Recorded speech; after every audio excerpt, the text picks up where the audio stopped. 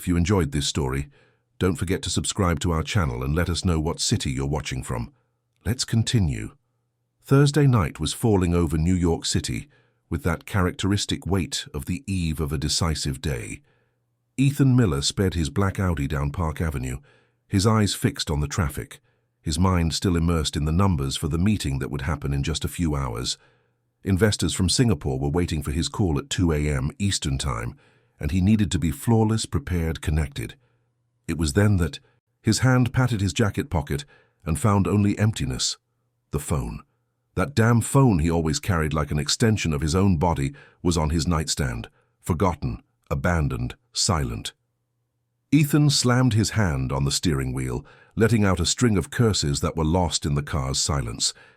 As the owner of 4 tech companies with an annual revenue that surpassed the multi-million-dollar mark, he couldn't afford to be unreachable, especially not tonight. The deal he was set to close in the morning represented the international expansion he had been planning for 2 years. Investments, partnerships, contracts signed with blood, sweat, and sleepless nights. Everything depended on that conference call. He took a deep breath, flipped on his turn signal, and made a U-turn at the first opportunity, heading back home. The mansion was on the Upper East Side, an exclusive neighborhood where each residence seemed to compete in size and opulence. Ethan's house had 3 floors, a heated pool, a sprawling garden, and more bedrooms than he could count off the top of his head. It was too big for 2 people, too big for the emptiness that filled every room since Julia had left. Julia. The name still hurt like an open wound. It had been a year and a half since she was gone, taken by a silent illness that no one expected, that no one saw coming. She had left behind a lost husband and a 4-year-old son who, overnight, had transformed into someone unrecognizable. Lucas, the boy who was once sweet, cheerful, and affectionate, was now an emotional time bomb, screaming, biting, fits of rage that came out of nowhere and destroyed everything around them. Ethan had lost count of how many times he'd been called out of a meeting because his son was out of control. 18 nannies had passed through the house in less than a year, 18 women who arrived full of confidence and left defeated, some with bite marks on their arms, others simply too exhausted to continue. The last nanny, Sylvia, an experienced older woman who came highly recommended, had lasted only 5 days. Lucas had thrown poster paint on her bedroom wall, screamed that he hated her, and tried to scratch her face when she attempted to put him in time out. Sylvia packed her bags that same afternoon, quit, and left without looking back, muttering something about possessed children and a lack of discipline. Desperate, Ethan had called the nanny agency on Wednesday morning, begging for someone, anyone, who could start immediately. The receptionist, already used to his urgent requests, hesitated before suggesting a young woman who had just registered.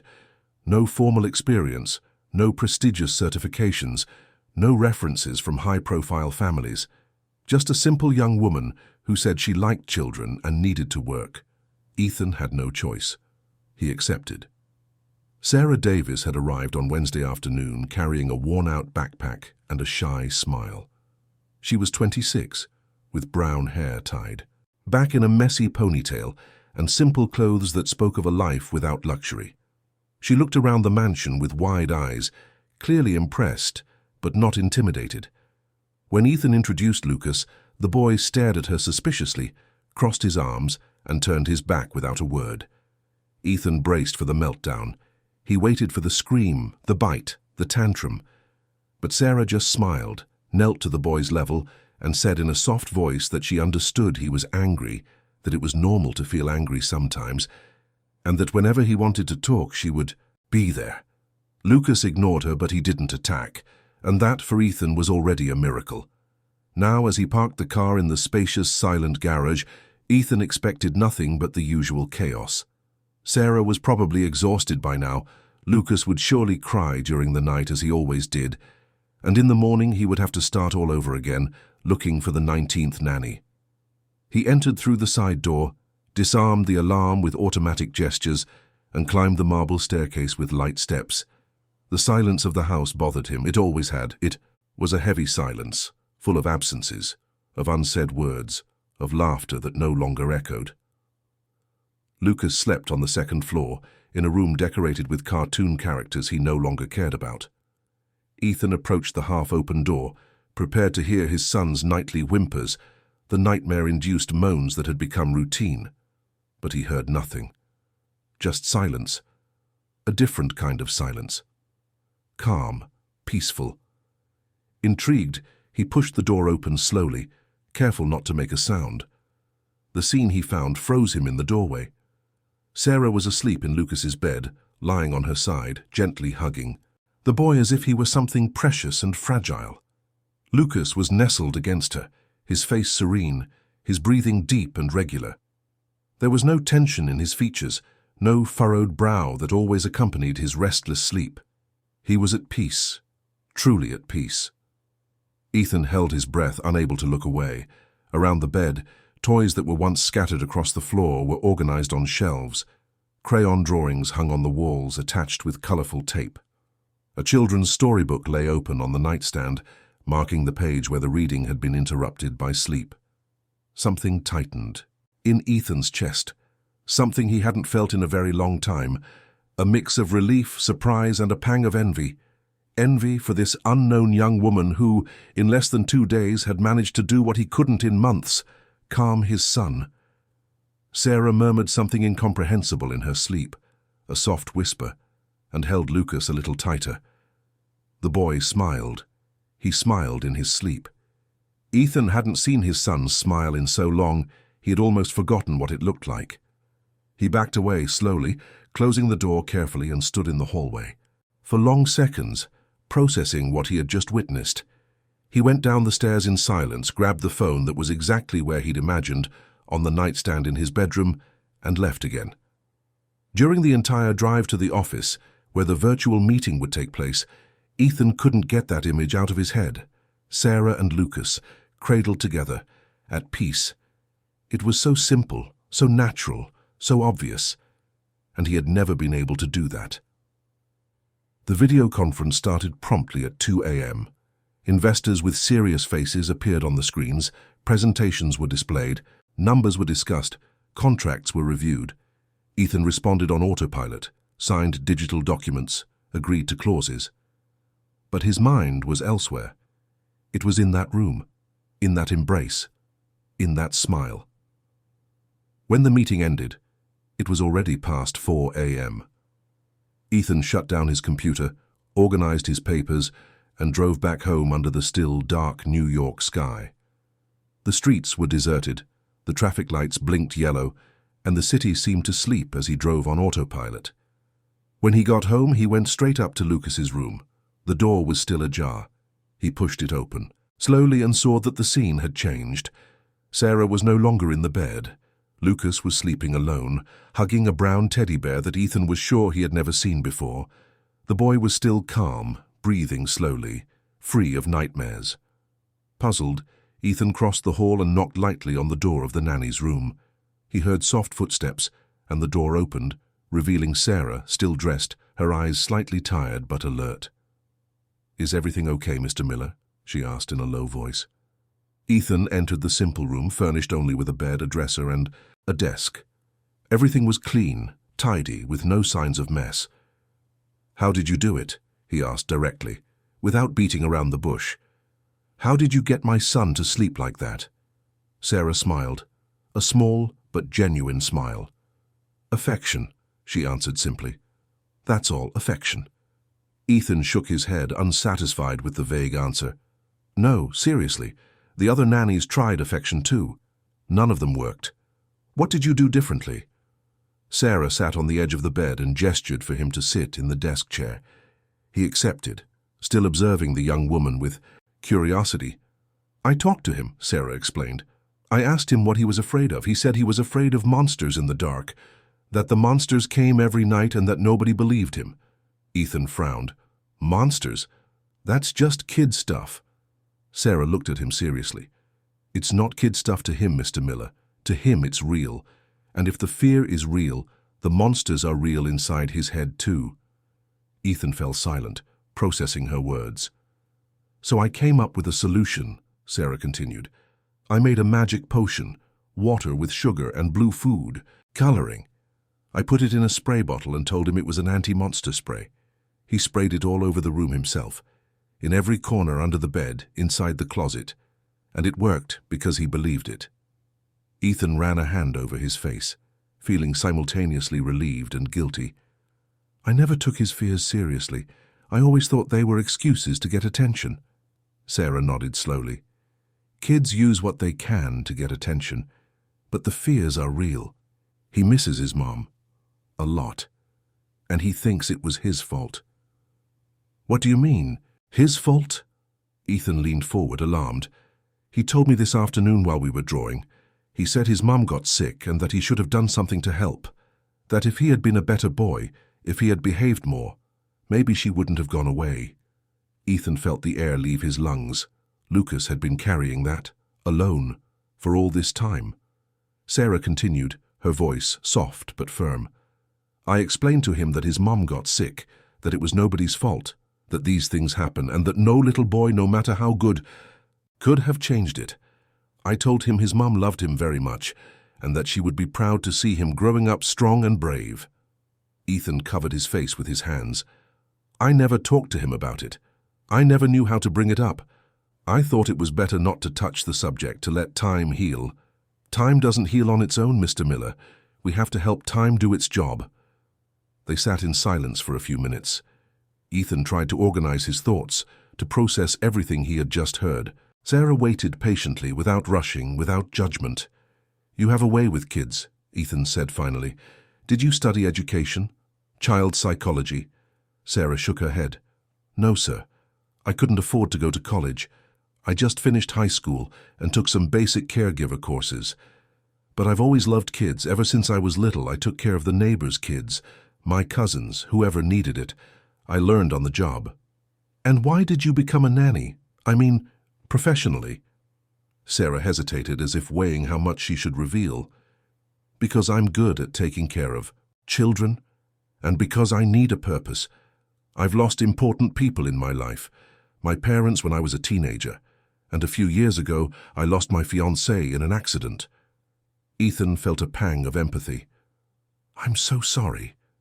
Thank you. It was hard, very hard. I was left alone in the world with no family, no plans.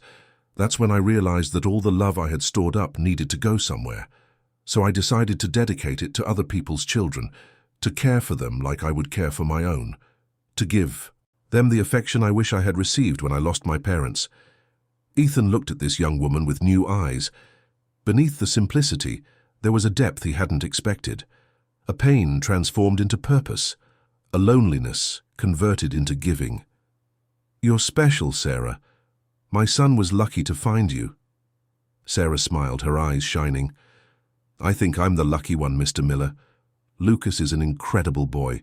He was just lost, but he's going to be okay. I promise to take care of him with all the love I have.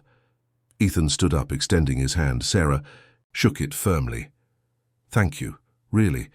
I don't know what you did, but for the first time in a long time, I feel like my son is going to be okay. Sarah nodded. Now go get some rest, Mr. Miller. Tomorrow is a new day. Ethan left the room and went back to his own, but he couldn't sleep. He lay there staring at the ceiling, thinking about everything that had happened that night. A nanny with no degrees, no fancy references, had achieved in 2 days what no renowned professional had managed in months. And more than that, she had seen his son's pain, the guilt, the fear. Things that Ethan, too busy with meetings and numbers, had never noticed. When the sun began to rise, Ethan was still awake, but this time it wasn't anxiety or worry keeping him up. It was a strange, almost forgotten feeling. It was hope. He heard laughter coming from downstairs. Laughter. He got up quickly and went down the stairs, following the sound to the kitchen. He found Lucas standing on a stool, helping Sarah make pancakes. The boy had flour on his face, was smiling broadly, and was calling Sarah Sasa, an affectionate nickname that had emerged naturally. "Look, Dad," Lucas shouted when he saw him. "I'm making breakfast." Ethan felt his eyes sting. When was the last time Lucas had run to him with joy? When was the last time he had called him Dad, without anger in his voice? "That's awesome, champ," he replied. kneeling to hug the boy. Lucas threw himself into his arms, squeezing him tightly. Sarah watched from a distance, smiling discreetly, as if witnessing something she had been waiting for a long time. During breakfast, Ethan watched carefully how Sarah interacted with Lucas. She combined affection with boundaries. She let the boy help, but calmly explained what was dangerous. When Lucas wanted to touch the hot skillet, she held his hand firmly but gently, and explained that it could hurt him, that he needed to wait until he was a little older. Lucas accepted it without a tantrum. He simply accepted it. None of the previous nannies had managed that balance. They were either too permissive, and Lucas dominated them, or too strict, and Lucas exploded in fury. "You have a gift," Ethan said to Sarah when Lucas ran off to get a toy. Sarah shook her head. "It's not a gift, Mr. Miller. It's just seeing the child for who he is, listening to what he's not saying, and being truly present." Ethan spent the day at home, something he rarely did. He cancelled 2 meetings, delegated tasks, and watched Sarah and Lucas play in the garden. He overheard conversations that made him understand his own son better. He saw Sarah teach Lucas how to plant sunflower seeds, patiently explaining how plants grow, how they need water and sun, how everything in life needs time and care. In the late afternoon, while Lucas was drawing on the porch, Ethan approached Sarah. "I want to thank you," he said, "for everything you gave me my son back." Sarah smiled. "He was always here, Mr. Miller. He just needed someone to listen to him. I want you to stay, not as a temporary nanny. I want you to stay for real." Sarah looked at Lucas, who was drawing with concentration, his tongue sticking out in effort. "I'll stay as long as you need me." And in that moment, without either of them fully realizing it, something began to shift. A silent, subtle connection that went beyond the professional. A mutual recognition of shared pain, of solitudes that understood each other, of a possibility they didn't yet dare to name. Night fell over New York City again, but this time Ethan's house wasn't filled with the usual heavy silence. There was laughter, there were conversations, there was life. Lucas ate dinner without complaining, took a bath singing songs Sarah had taught him, and went to bed without resistance. Ethan watched from a distance as Sarah read a story to the boy, making up different voices for each character, making Lucas laugh and ask for more. When the boy finally fell asleep, Sarah left the room silently and found Ethan in the hallway. They looked at each other. They said nothing. They didn't need to. They both knew something was changing, that this house was transforming, that maybe, just maybe, after so long lost in the darkness, a light was beginning to appear on the horizon. The following days brought a transformation Ethan had never imagined possible. For the first time since Julia's passing, the house on the Upper East Side ceased to be just a physical space full of empty rooms and became something he almost didn't dare to call by its name, a home. Ethan started cancelling appointments. Meetings that once seemed non-negotiable were rescheduled. Business dinners were moved to lunchtime. International trips were delegated to his partners. Slowly, the entrepreneur who lived in boardrooms began to discover what it was like to come home before 7 p.m. and find his son still awake, excited, wanting to show him the drawing he had made that afternoon. On the first Monday after Sarah's arrival, Ethan got home at 6:30. Lucas was in the garden wearing a colourful apron and helping Sarah water the plants. Upon seeing his father, the boy dropped the watering can and ran to him, shouting with genuine joy. Dad, look, we planted sunflowers. Sasa said they're going to grow really big." Ethan knelt and hugged his son, feeling something warm expand in his chest. "That's amazing, champ. When they grow, we'll take a picture of you next to them to see who's taller." Lucas laughed out loud, a crystal-clear laugh Ethan hadn't heard in so long. "I'm gonna be taller. I'm gonna eat a lot to grow." Sarah watched the scene from a distance, arms crossed, a discreet smile on her lips.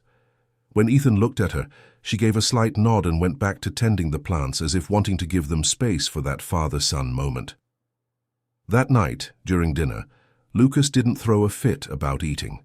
He ate everything Sarah prepared, including the broccoli he used to reject dramatically. Ethan asked how she had managed that. "I let him help cook," Sarah explained as she cleared the plates.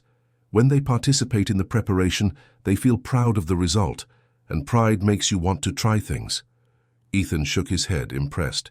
You should write a book on parenting, Sarah laughed. You don't need a book, Mr. Miller, just presence. The word echoed in Ethan's mind for the rest of the night. Presence, something so simple and yet so difficult. He had always thought that providing financially was enough, that giving his son the best house, the best clothes, the best toys was sufficient. But Lucas didn't need more toys. He needed someone to play with him. On Tuesday morning, Ethan woke up determined to change. He went into the kitchen where Sarah was making coffee and announced he was taking the day off. He wanted to spend the whole day with Lucas. Sarah smiled, clearly pleased, and suggested they make cookies together. Cookies, Ethan repeated, unsure. I don't know how to bake. You'll learn, Sarah replied simply. Lucas loves making cookies, and he'll love it even more if his dad does it with him. And so Ethan found himself in the kitchen of that luxurious mansion, covered in flour, trying to understand why the dough was sticking to his fingers while Lucas laughed at him. Sarah guided them with patience, explaining each step, gently correcting when Ethan messed up the measurements. You have to knead it like this, see? Lucas said, demonstrating with his small hands. See, Dad, like this. Ethan imitated his son, and when he finally got the right consistency, he felt a ridiculously disproportionate satisfaction for something so simple. But seeing the smile on Lucas's face, he understood that it wasn't about cookies. It was about being together, about creating memories. The cookies came out misshapen, some burnt on the edges, but they were the most delicious cookies Ethan had ever tasted, because they were made with his son's hands, because they were made together. In the afternoon, they assembled, a giant puzzle in the living room. Ethan discovered he had lost track of what it was like to sit on the floor and just play, with no schedule, no objective, no rush. Lucas fit the pieces with absolute concentration, and every time he got one right, he looked to his father for approval. Ethan learned to praise, to celebrate each small victory, to cheer for the successes without downplaying the mistakes. Sarah came into the living room at one point, bringing juice for both of them, and stood watching the scene. Ethan noticed her gaze. There was something there. A tenderness, a satisfaction, a different sparkle in her eyes. And when their eyes met, they both quickly looked away, as if they had been caught doing something forbidden. That night, after Lucas had fallen asleep, Ethan went down to the kitchen for some water, and found Sarah sitting at the table drinking tea and reading an old book. She looked up, surprised by his presence. Sorry to bother you, Ethan said. Just came to get some water. You're not bothering me, Sarah replied, closing the book. Want some tea? I just made it. Ethan hesitated, then accepted. He sat at the table, and Sarah poured a steaming cup for him. They sat in silence for a few moments, the kind of comfortable silence that arises between people who don't need to fill every second with words. Thank you for today, Ethan said finally, for teaching me how to be a father to my son. Sarah smiled. You were always his father. You were just lost on the way. And you found me. No, you let yourself be found. That's different. There are a lot of fathers out there who prefer to stay lost because it's easier than changing. Ethan drank his tea slowly, savoring not just the warm liquid but the company. Have you ever thought about having kids? He asked, and immediately regretted the invasive question. Sorry, I shouldn't have asked that. Sarah shook her head. It's okay. Yes, I have. My fiancé and I had plans. We wanted a small house, 2 or 3 kids, a simple life. But life had other plans. I'm sorry. Me too. But I've learned that you can love children without them being your own. I can make a difference in their lives in other ways. You're making a difference in Lucas's life. And in mine too. Sarah met his eyes, and something passed between them. A subtle electric current, a recognition, a connection that went beyond words. Ethan felt his heart race and forced himself to look away. I should get some sleep, he said, standing up abruptly. Thanks for the tea. Sarah just nodded, but Ethan didn't see the way she followed his movement with her eyes, nor did he notice the slight sigh that escaped her lips when he left the kitchen. The days turned into weeks and the household routine found a new rhythm. Ethan continued to cancel appointments, spending more time at home, learning to be present. He discovered that Lucas loved to draw, so he bought colored pencils and paper, and the two spent entire afternoons drawing together. He discovered his son was afraid of the dark, so Sarah suggested they install a moon-shaped nightlight, and that helped. One Wednesday night, Lucas had a nightmare. Ethan woke up to the screams and ran to his son's room, but by the time he got there, Sarah was already hugging the boy, calming him with a soft voice. "It's okay, Lucas, it was just a bad dream. The monsters can't get you because we scared them all away, remember? With the magic potion." "But what if they come back?" Lucas sobbed, clinging to her. "If they come back, we'll scare them away again, as many times as it takes. And look, your dad is here too. No monster is a match for you two together." Lucas looked at his father in the doorway and held out his arms. Ethan approached and hugged his son, feeling his small body tremble. Together, he and Sarah calmed the child, sang a lullaby that Julia used to sing, and waited until Lucas fell asleep again. When they left the room, it was past midnight. In the hallway, under the soft light of a lamp, Ethan and Sarah stood face to face. "Thank you," Ethan whispered, "for being here, for taking care of him like this." "I take care of him because I love him," Sarah replied simply. "I can't do it any other way." Something in Ethan's chest tightened. He looked at this simple young woman, with her modest clothes and genuine smile, and realized something terrifying. He was starting to feel something for her that he hadn't felt for anyone since Julia. He took a step back, startled by his own realization. "Good night, Sarah." "Good night, Mr. Miller." Ethan locked himself in his room and stayed awake until dawn, fighting against feelings he didn't know if he had the right to have. Julia had died only a year and a half ago. It was too soon, too wrong, and Sarah was the nanny. It was inappropriate. It was absurd. But the heart didn't understand appropriate or absurd. The following Saturday, Ethan woke up early with an idea. He went into Lucas's room and woke him up with tickles. "Wake up. Sleepyhead, we're going on an outing." Lucas opened his eyes, drowsy. "An outing where?" "It's a surprise. Come on, get up. Get Sasa too." Half an hour later, the three of them were in the car, driving along the FDR Drive towards Central Park. Lucas couldn't stop asking questions, excited. Sarah, in the passenger seat, watched the city pass by the window with a calm smile. The park was crowded that Saturday morning. Families filled the lawns, children ran among the trees, vendors sold popcorn and cotton candy. Ethan bought a remote-controlled car for Lucas, who was ecstatic. They spent the morning playing on the great lawn. Ethan chased Lucas, who screamed and laughed. Sarah took pictures with her phone, capturing moments that seemed simple but were everything. At one point, Lucas insisted he wanted a picture of the three of them together. He asked a man passing by to take the photo. Ethan stood in the middle with Lucas in his arms and Sarah by his side. When the man told them to smile, Ethan realized he didn't have to force it. His smile was genuine. They had lunch at a simple diner near the park.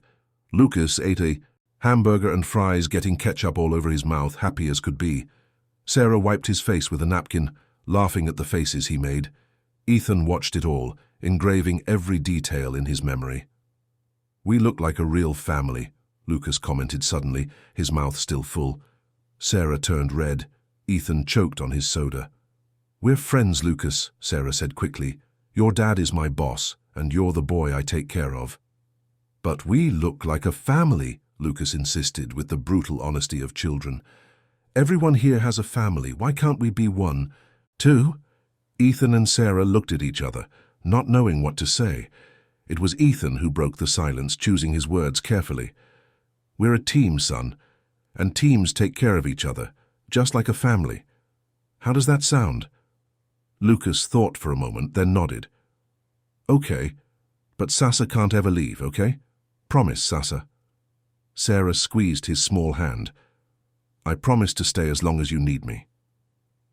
On the way back, Lucas fell asleep in the back seat, exhausted and happy.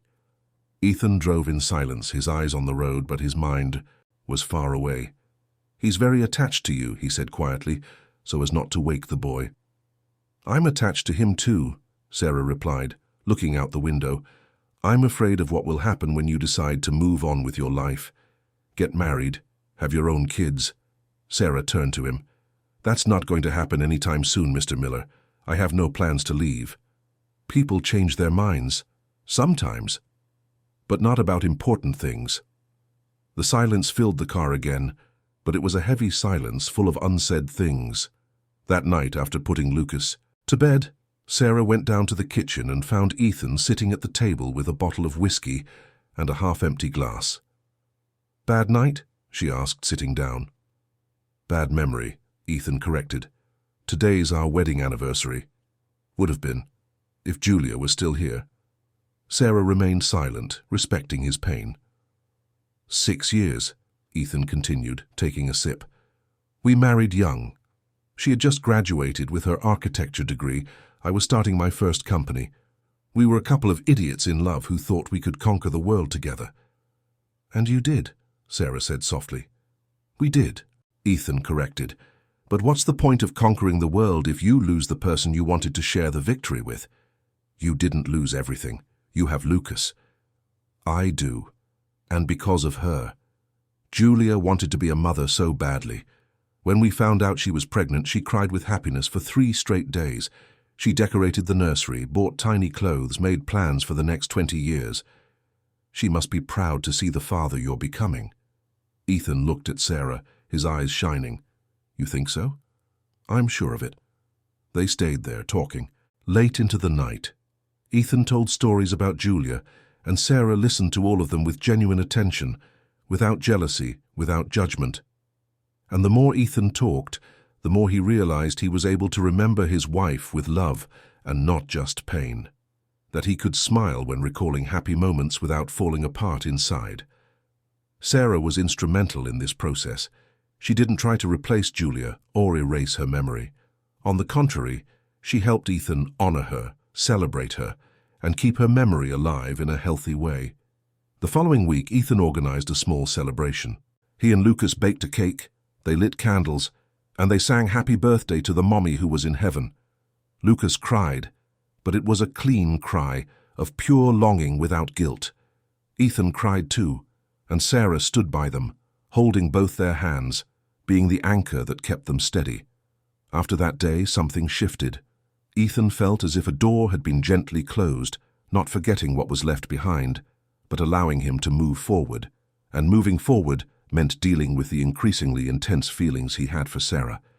He started noticing details, the way she tied her hair up when she was cooking, the way she bit her lower lip when she was concentrating, the laugh that escaped when Lucas did something funny, the infinite patience with which she treated everyone and everything.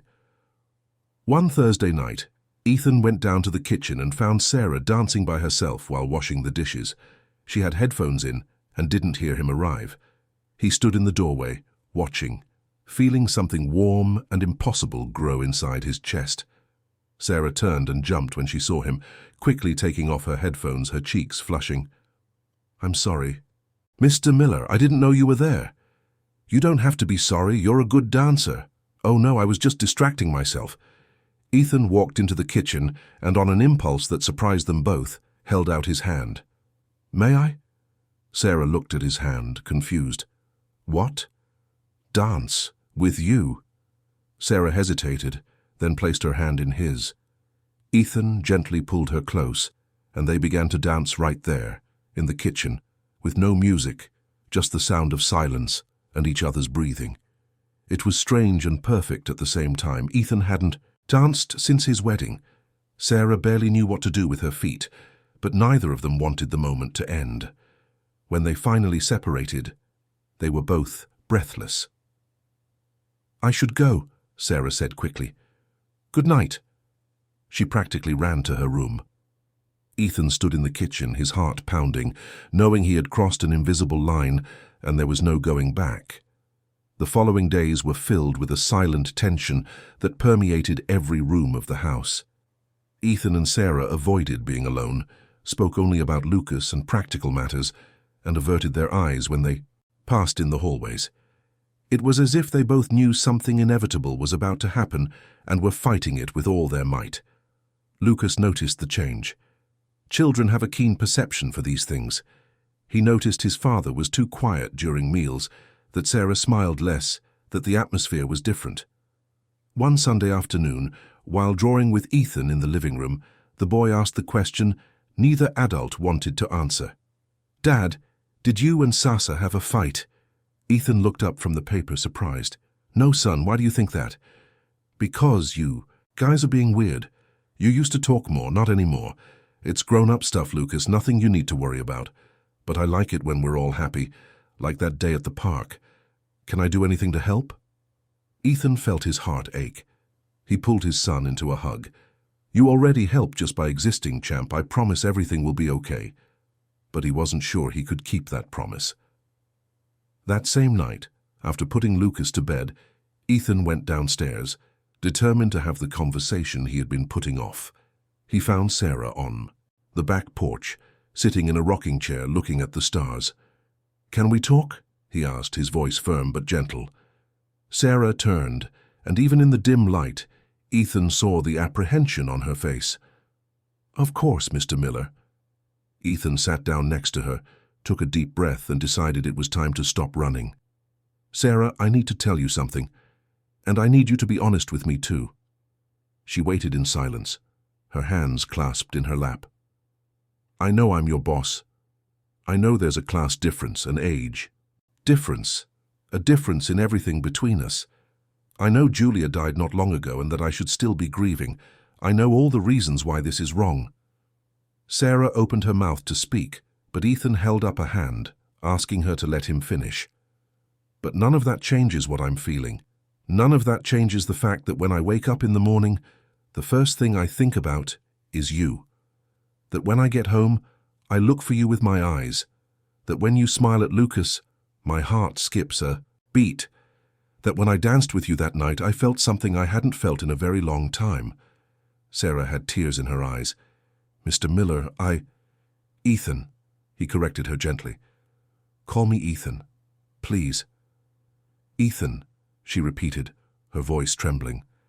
"I feel it too. I didn't want to. I tried not to. But every time you play with Lucas, every time you smile, every time you look at me that way, I feel my heart do things it shouldn't." "Then why are we fighting it?" "Because I'm scared," Sarah confessed, wiping away tears with the back of her hand. "I'm scared it's just gratitude, that you're confusing admiration with love, that after some time passes and you've fully recovered from your grief, you'll realize you don't really love me." "I'm not confusing anything." "How can you be sure?" "Because I've loved before. I know what it feels like, and what I feel for you isn't any less real just because it's different from what I felt for Julia." Sarah shook her head, still hesitant. "And there's more. I'm your son's nanny. If this goes wrong, if you realize it's not what you want, I'll have to leave, and Lucas will suffer. He's already lost so much. I can't be another person who abandons him." Ethan held her face in his hands, forcing her to look into his eyes. "I won't let this go wrong, and if by some chance it does, we'll find a way for you to stay in his life. But I have to try. I need to know if we can be happy together. And what if your family doesn't approve? What if people judge? I'm simple, Ethan.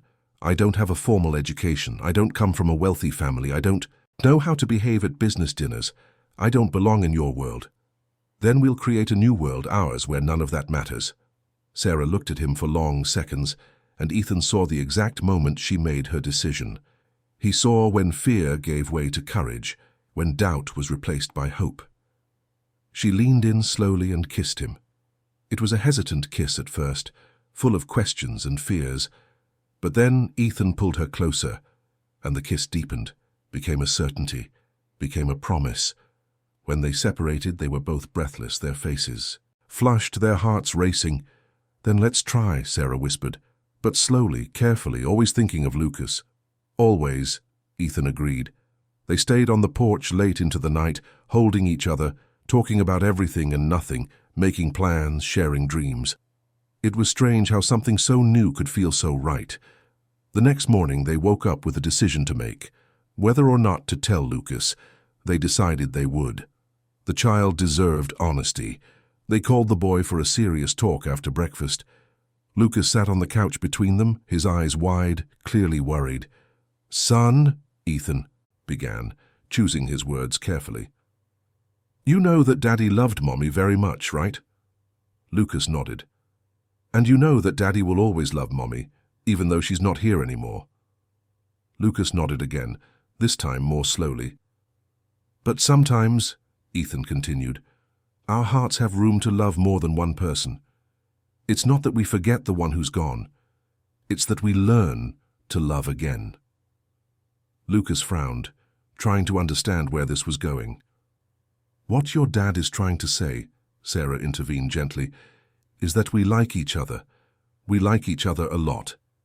And we wanted to know what you think about that." Lucas's eyes grew even wider. "Are you guys going to be boyfriend and girlfriend?"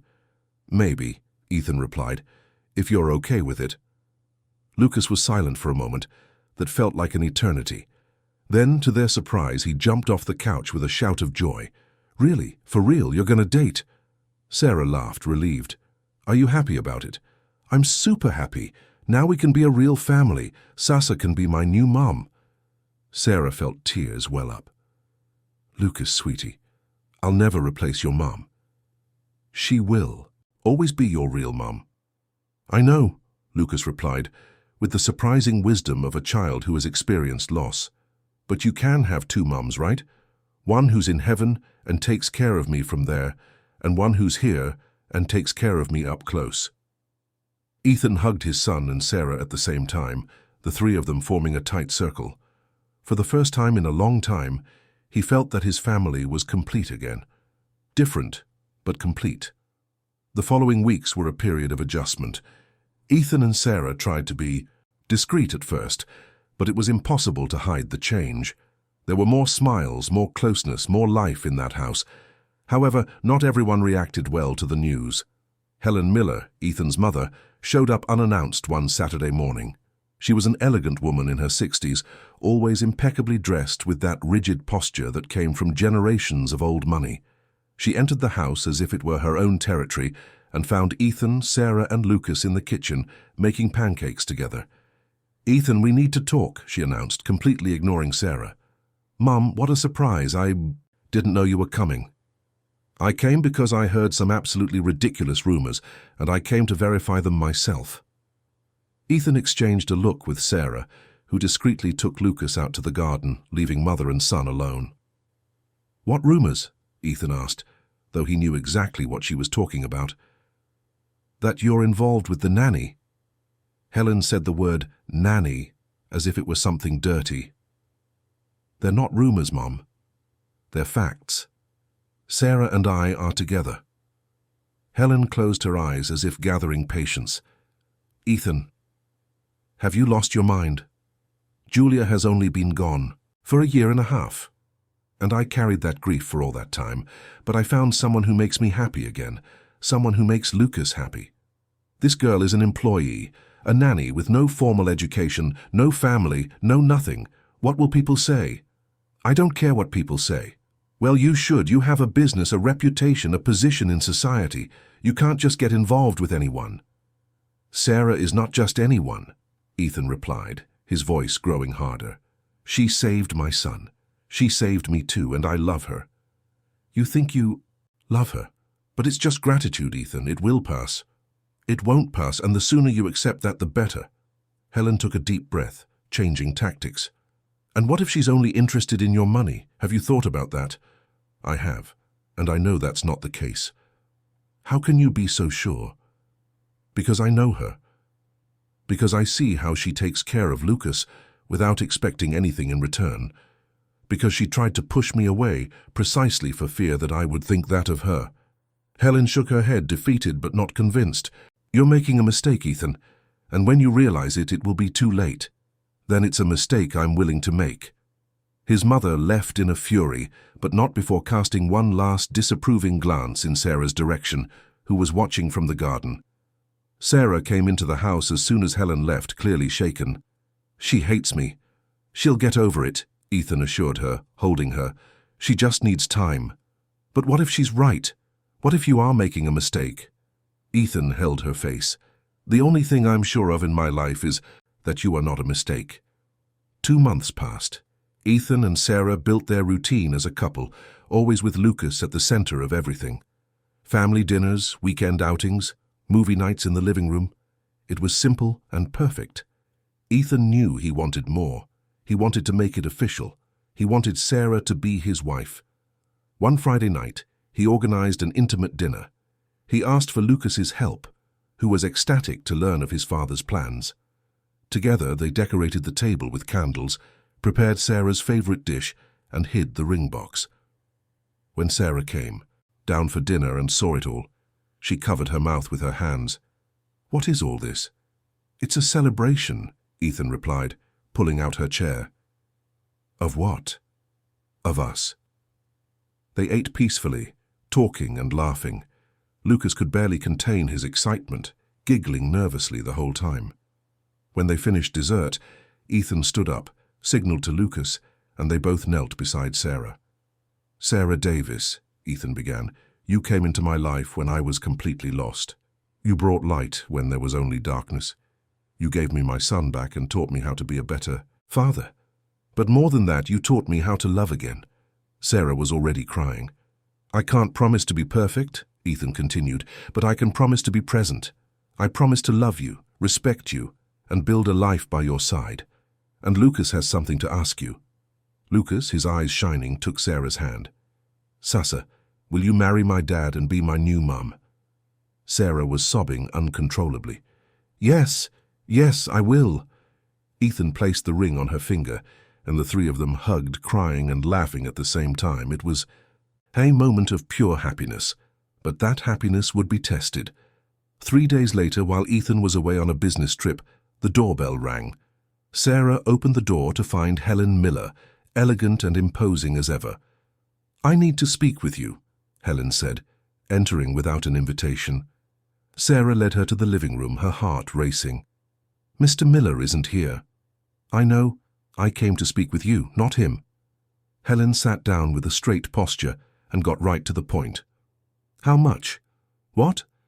"How much do you want to get out of my son's and my grandson's lives?" Sarah felt as if she had been slapped. "Excuse me. Don't play dumb. Everyone has a price.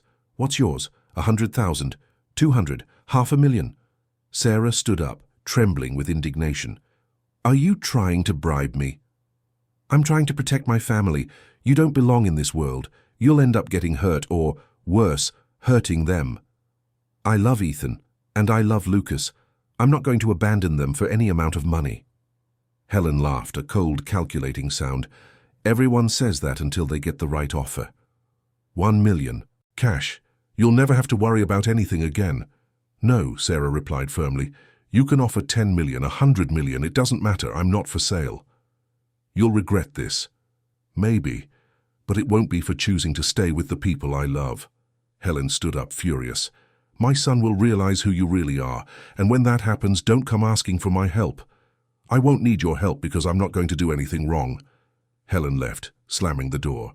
Sarah collapsed onto the couch, shaking. When Ethan returned from his trip that night, she told him everything. Ethan was furious. "I'm going to talk to her right now." Sarah held his arm. "No, let it go. She'll realize she's wrong in time. She had no right to do that to you. I know, but I don't care, because I know you trust me, and that's all that matters." Ethan hugged his fiancée, admiring her strength. "I do trust you. Completely. Are you sure you want to marry me? With all these problems, all this drama? I'm more sure of this than anything else in my life."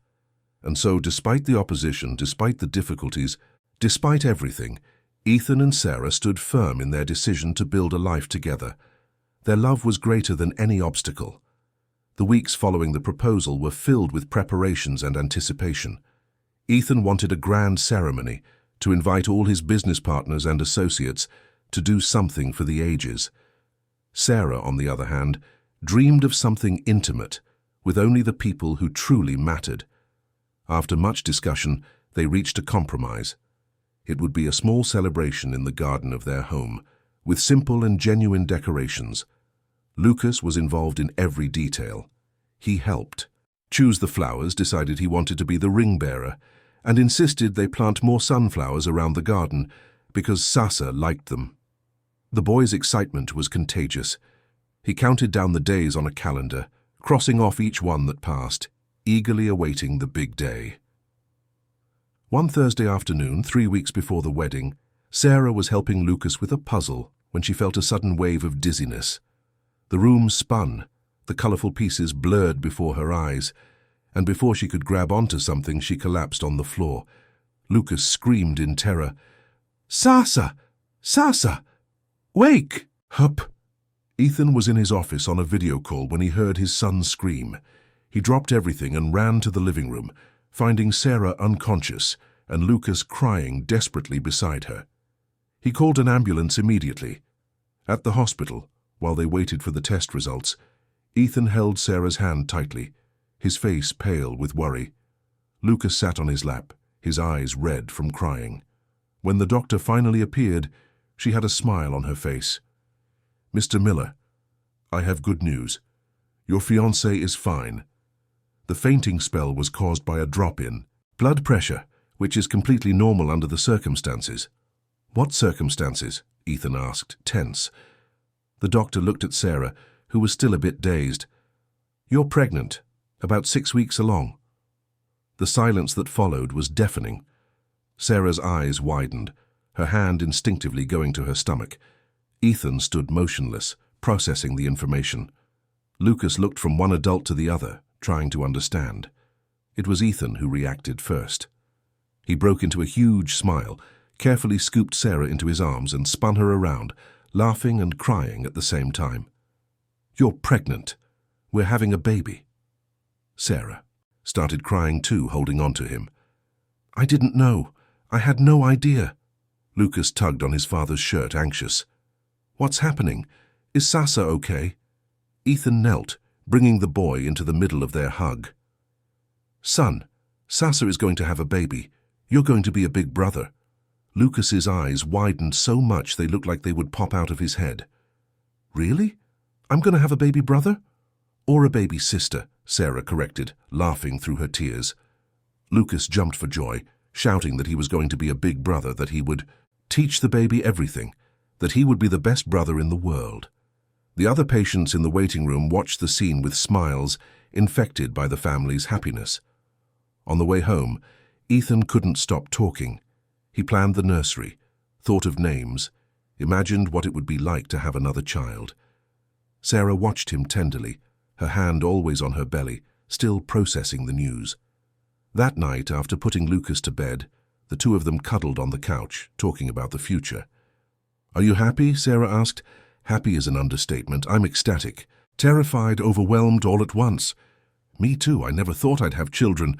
After I lost my fiancé, I thought that part of my life was over. And now you're having our baby. Ours." Sarah smiled. "Ours. Do you think I'll be a good dad again? The second time around?"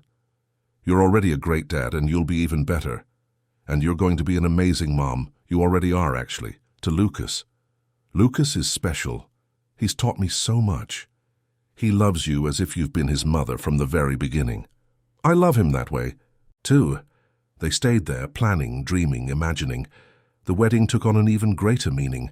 It wasn't just the union of two people, but the celebration of a growing family. The wedding day dawned bright and sunny. The garden was decorated with simple elegance. White and yellow flowers adorned the makeshift altar. Wooden chairs formed the aisles. It was small, intimate, perfect. Sarah wore a simple but beautiful dress, bought from a modest shop downtown. She had no extravagant veil or long train. It was just a white dress that made her radiant. Fresh flowers were pinned in her hair. Ethan waited for her at the altar, in a dark suit, his eyes shining with emotion. Lucas stood beside him, holding the rings with the seriousness of a grown-up. When Sarah came down the stairs and began to walk through the garden, there was no music playing, just the sound of birds and the wind in the leaves. Ethan felt tears stream down his face. She was the most beautiful thing he had ever seen. The vows were simple and true. Ethan promised to love, respect, and be present in every moment.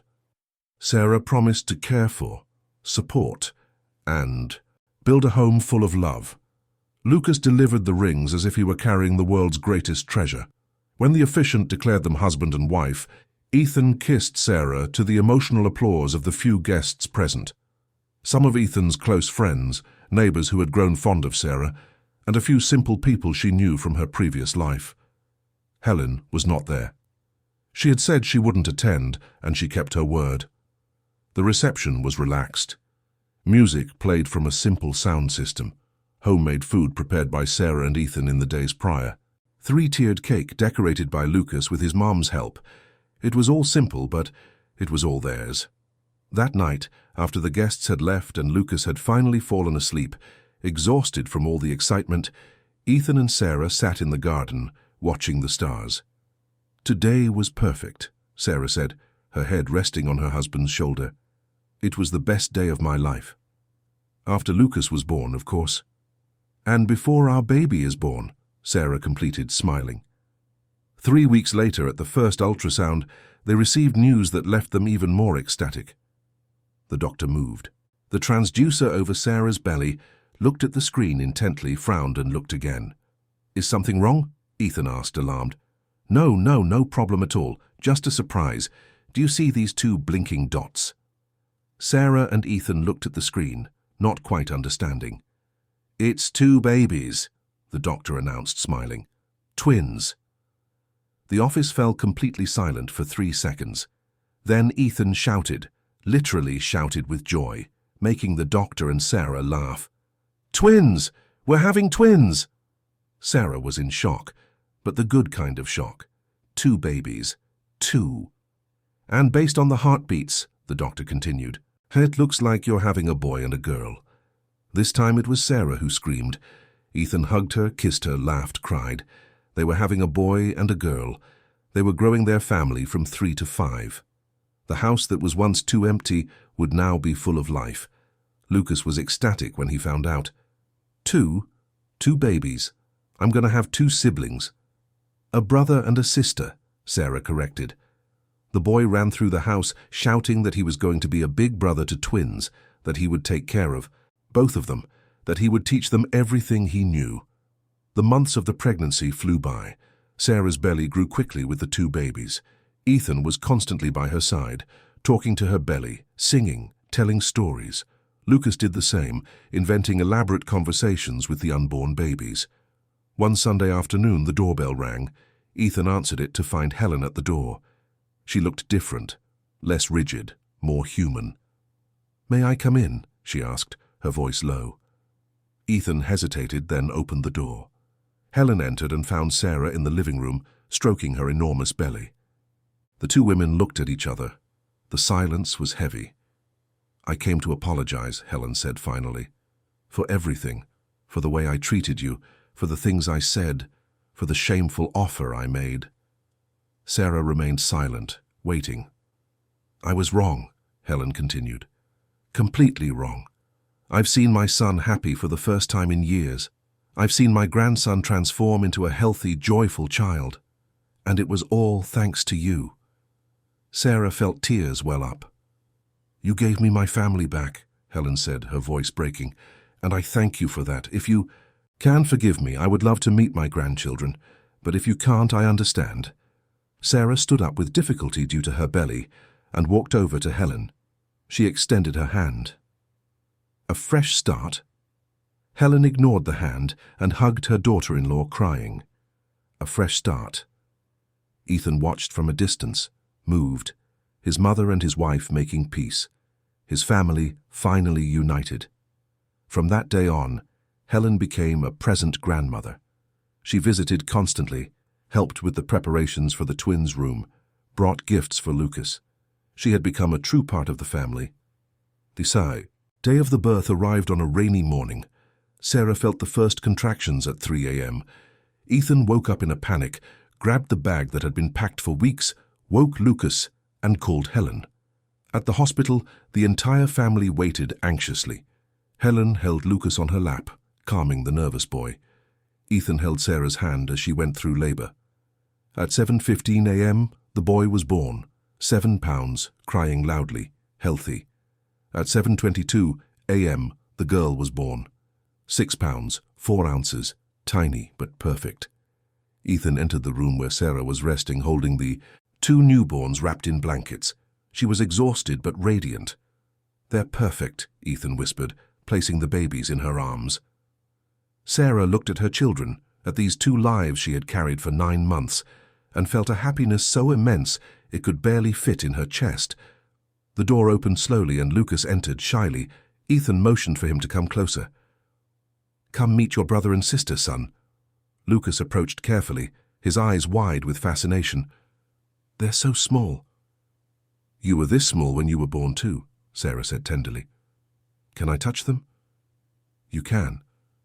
Lucas touched the baby's tiny hands with extreme gentleness. The boy grabbed his finger, and Lucas laughed emotionally. "He got me, Sasa. Look." "He already loves you," Sarah said. "And so does your sister," Ethan added. Helen came in next, approached the bed, and looked at her grandchildren with teary eyes. "They're beautiful, just like both of you." This scene, Ethan thought, was complete redemption. His mother, his wife, his 3 children, everything he had ever wanted and thought he would never have again. In the following months, the house became a happy mess. Nightly cries, scattered diapers, baby bottles, sleepless nights. But also smiles, the baby's first laughs, Lucas helping with pride, Sarah singing lullabies, Ethan falling asleep sitting up with a baby in each arm. They named the boy Gabriel and the girl Sophia. Simple, beautiful names, full of meaning. Lucas took his role as big brother very seriously. He helped change diapers, fetched bottles, and made the babies laugh with funny faces. He was a transformed boy, confident, happy, loved. One Sunday afternoon, 6 months after the twins' birth, Ethan was in the garden observing the scene before him. Sarah was sitting on the grass, Sophia in her lap, singing softly. Lucas was playing with Gabriel, making the baby giggle. Helen was knitting on the porch, a peaceful smile on her face. The sun illuminated everything with that golden late afternoon light. The sunflowers they had planted long ago were enormous, swaying in the breeze. The house that was once a silent mausoleum now overflowed with life. Ethan thought about everything that had happened, about how a forgotten cell phone had completely changed his life, about how a simple nanny with no degrees or fancy references had become the love of his life, about how the pain of loss had given way to the joy of rebuilding. Julia would be proud, he thought, proud of the father he had become, proud of the family he had built, proud of Sarah, who cared for Lucas as if he had been hers from the very beginning. Sarah looked at him at that moment, as if she could feel his thoughts. She smiled. Ethan smiled back. They didn't need to say anything. They understood each other with just a look. "Come on, Dad," Lucas shouted. "Come play with us." Ethan walked over to his family, sat on the grass and picked Gabriel while Lucas threw himself on top of him, asking to be tickled. Sarah laughed, Sophia babbled happily, and Helen watched it all with a serene expression. This was the definition of happiness. Not the money, not the companies, not the luxurious mansion. It was these simple moments, this laughter, this love. Ethan had learned in the most beautiful way possible that life always offers second chances, that it's possible to rebuild after destruction, that love appears in the most unexpected places and people, that sometimes salvation comes wrapped in simplicity. Sarah had taught him that, with patience, with affection, with a wisdom that came not from books, but from a genuinely good heart. And now, looking at his 3 children, his wife, his mother, Ethan knew he had everything, absolutely everything he needed to be happy. The house on the Upper East Side was no longer too big. It was the exact size for a family that had learned to fill every room with love, every hallway with laughter, every bedroom with dreams. That Sunday afternoon, as the sun set over New York City, Ethan and Sarah's family was living proof that happy endings exist, that it's worth believing in love, that it's worth starting over. And it all began with a forgotten cell phone, an impromptu nanny, and a little boy who just needed someone to believe in him. The rest was the natural consequence of what happens when you let love back into your life. End of story. Dear listeners, We hope the story of Ethan, Sarah, and Lucas has deeply touched your hearts. If you were moved by this journey of new beginnings, true love, and a rebuilt family, leave a like, subscribe to the channel, and tell us in the comments which moment stood out to you the most. Was it the dance scene in the kitchen, the wedding proposal with Lucas, the reconciliation with Helen, or the birth of the twins? We want to know what stirred your soul. Every day we bring intense and emotional stories like this one, revealing the deepest and truest side of human nature, showing that it's always possible to start over when love is involved. Don't miss the next episode. Until next time, and may your stories also be filled with love and second chances.